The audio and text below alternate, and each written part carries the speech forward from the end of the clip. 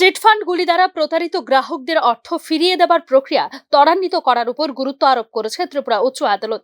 একই সাথে রাজ্যের সাধারণ মানুষদের কাছ থেকে কোটি কোটি টাকা আমানত হিসেবে সংগ্রহ করার পর বিশাল অঙ্কের অর্থ আত্মসাৎকারীদের চিহ্নিত করার প্রক্রিয়াকে বেগবান করতে সিবিআইকে নির্দেশ দিয়েছে ত্রিপুরা উচ্চ আদালত।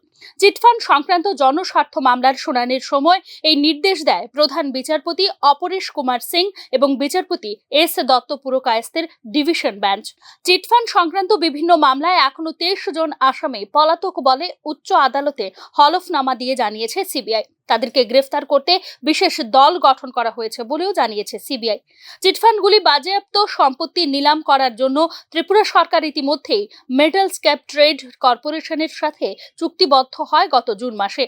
তাৎপর্যপূর্ণভাবে এতদিন চিটফান্ডগুলোর বাজেয়াপ্ত সম্পত্তি নিলামকরণ প্রক্রিয়ায় কোনো দরদাতা এগিয়ে আসেননি। এই ক্ষেত্রে প্রতারিত গ্রাহকদের অর্থ ফিরিয়ে দেওয়া ও ত্রিপুরা থেকে প্রতারণার দ্বারা আত্মসাৎ করা কোটি কোটি টাকায় কারা অবৈধভাবে উপকৃত হয়েছেন তা হদিশ করার প্রয়োজনীয়তা তুলে ধরা হয় উচ্চ আদালতের সামনে। সাধারণ মানুষের কাছ থেকে আদায়কৃত বিপুল পরিমাণ অর্থ চিটফান্ডগুলির কর্মকর্তাদের ব্যক্তিগত অ্যাকাউন্টে ও তাদের আত্মীয় স্বজনদের অ্যাকাউন্টে জমা পড়েছে বলে হলফনামায় জানিয়েছে সিবিআই। কিন্তু কেন ওই সমস্ত অ্যাকাউন্ট বাজেয়াপ্ত করা হচ্ছে না, এই বিষয়ে কোনো স্পষ্টীকরণ দেয়নি সিবিআই বা রাজ্য সরকার। প্রতারিত গ্রাহকদের সুবিচার দেওয়া ও চিটফান্ডগুলির কর্মকর্তাদের শাস্তি নিশ্চিত করার ব্যাপারে রাজ্য সরকারের কোনো হেলদোল নেই বলে অভিযোগ সংশ্লিষ্ট আমানতকারীদের। চিটফান্ড সংক্রান্ত জনস্বার্থ মামলার পরবর্তী শুনানি আগামী 18 নভেম্বর।